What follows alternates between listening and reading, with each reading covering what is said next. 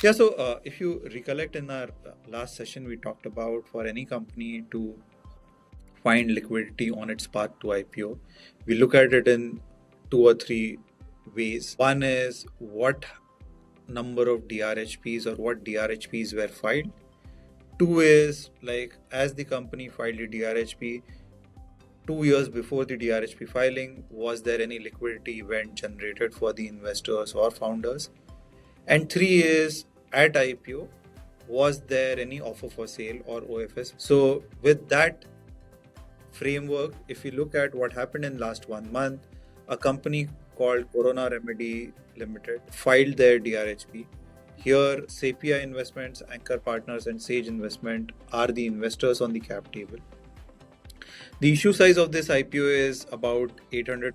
And interestingly, the entire IPO is OFS. There is no primary capital that is targeted to be raised.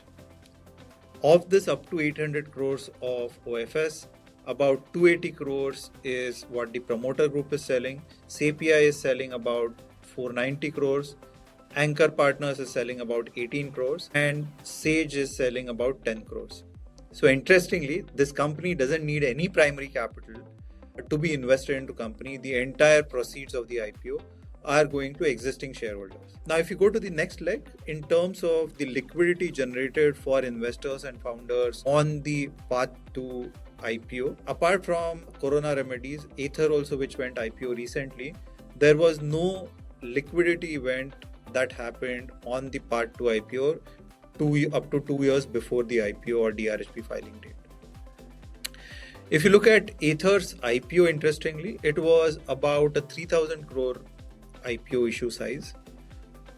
To be specific, about 2,980 crores, of which about 350 crores was offer for sale. This is compared to other companies, what we saw last month. This is a very small component, less than 15% of the issue size is going to OFS.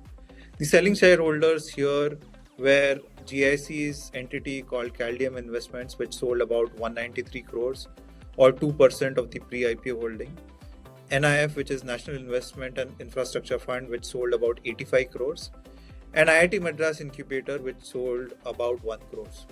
The interesting point to note over here, IIT Madras Incubator over here had invested somewhere between 15 to 30 lakhs into this company at its incubation. Their stock at the time of IPO was worth 50 crores, which is more than 100 bagger on their investment. And they sold only 2% of the stock. So clearly a great example of a seed investment being multi-fold returner.